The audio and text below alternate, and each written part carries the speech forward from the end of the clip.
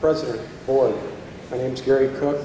I'm presently the business manager of Los Angeles Plumbers Local. I've graduated the University of Purdue. I hold a current California teaching credential, and I have taught apprenticeship for 26 years. I've also negotiated and worked on some of the core language in the same, in the project labor agreement in Los Angeles for LA Unified and LACCD. The language that you find in there is fair and equitable. It works. The labor, you'll see that everything in it works. The project labor agreements, the projects come in on time, they come on budget. The money that's saved will allow you to do more projects. The compliance with the Labor Department and the school and LA Unified have found over the last 9 years $60 million that weren't paid, that normally with just certified payroll would be lost from the workers and cheated from the taxpayers. So thank you. Yeah.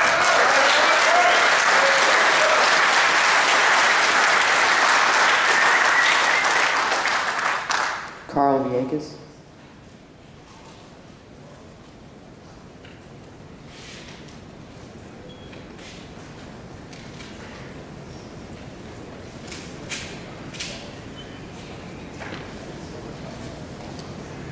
Good evening, board members.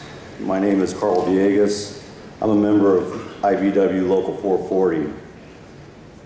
I was born and raised here in Riverside. I'm a graduate of North High School in Riverside. I'm a graduate of the Riverside IBW Apprenticeship Program. I am the son of Dario Villegas, World War II veteran, and nephew of World War II veteran, Congressional Medal of Honor recipient, Ismael Villegas, both born and raised here in Riverside. I'm married to Donna Villegas, and I have two children, Dylan and Danielle, who both attend RCC at the campus. I was not always a union electrician. I worked for many non-union electrician contractors. I was personally involved with unfair wage practice. That's how I was introduced to Bill Perez. They tried to get me back my money, but they couldn't. That was probably over 15 years ago for Avron Electric, who was working here at Corona Elementary School. The IBW apprenticeship program was the best thing that happened to me. The 5-year apprenticeship program gave me the opportunity to learn my craft to a professional caliber, which helped me raise my family. As a resident and a member of IBW Local 440, I urge the committee to support the PLA. Thank you.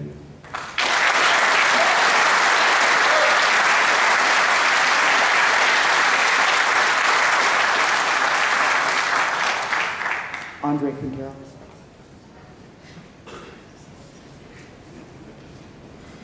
Good evening, Madam President, members of the board.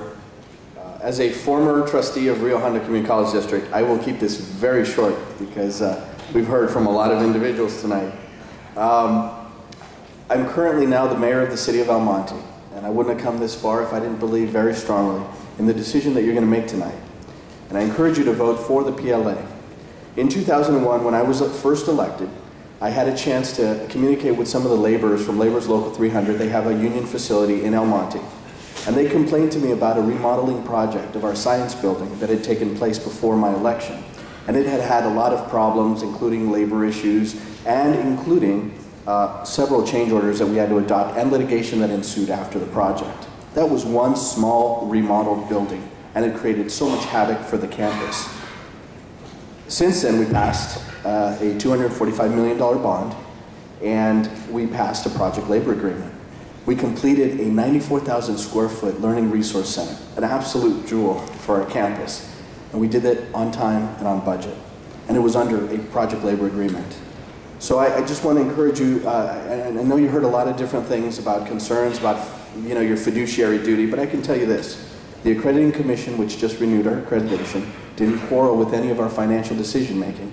And last year, when we passed our bonds, when we sold our bonds $50 million worth, we got the highest credit rating that you can achieve, obviously higher than the state of California can achieve.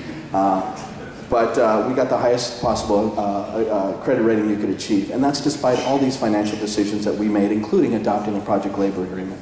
So I think it is a prudent decision to make. It is a policy decision. Unfortunately, when you involve the type of discussion that's taking place here, sometimes we consider that it might be a political decision, but it isn't. It really is a policy decision. And I think it is a prudent one to make on behalf of the district. And I thank you very much for your time and wish you the very best.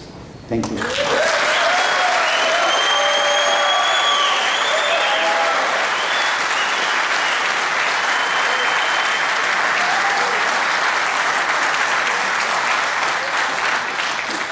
And now that we have had the speakers, we will go on to the Chancellor's report on project labor agreements. Thank you, Madam President, members of the Board of Trustees. In December, you asked me to negotiate a fair labor agreement for our college and with the unions. As you have seen over the past 3 months, this has been an extreme challenge, because I think everyone in here tonight has passionately given a very good argument. It's interesting that over the past 3 months, as I've talked to dozens and dozens of people about this issue and its impact on the college and on the community, I've heard the word fair. And I don't mean this facetiously, but we all have our different opinion about fair is.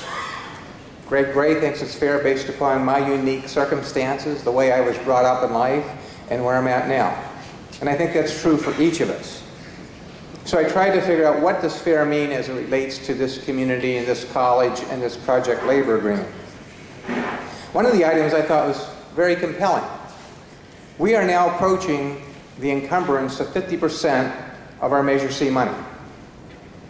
The first 50% of that money was encumbered without the use of a project labor agreement. Some have suggested, therefore, that fairness would indeed have a project labor agreement for the next 50%. Obviously, this has been a learning experience for me, not only just about the college, but also about the community. I must say I've gained a great deal of respect and admiration for our colleagues in the union. Lori Stahlmacher and particularly Bill Perez have been very professional, very courteous, and very understanding of the unique position which we as an educational institution have been put. So I'd like to thank them very publicly for their support and their guidance through this process. But also I've had the chance to meet with several business leaders. Cindy Roth from the Chamber, Debbie Guthrie, Wanda Wow, Glenn. I've gained a great admiration and respect for their opinion. And each has a very unique and a very legitimate definition of the word fair. I'd also like to thank each of the trustees. Each of these trustees spent hours speaking with our business community, gathering input. And so I can look each of you in the face saying, you may not agree with the agreement, but it's been transparent. The community as a whole has had every opportunity to provide input, and I think you'll see in many cases that input was followed as much as possible. But please remember the definition of negotiations. You give a little, you get a little. And that's very important as the process as it was evolving. Even after the final draft was published a week ago, Bill Perez sat down with the local business leaders and myself to talk about it. And 4 edits and changes were made to the language. The first change had to do with apprenticeship programs, something we've heard a great deal about this evening. One of the concerns was that new apprenticeships were not covered under this agreement, since the labor management group necessitates a 5-year measure. And of course, if you haven't been in business as an apprenticeship program for 5 years, that would not be applicable. That was added to the agreement and is currently in the agreement that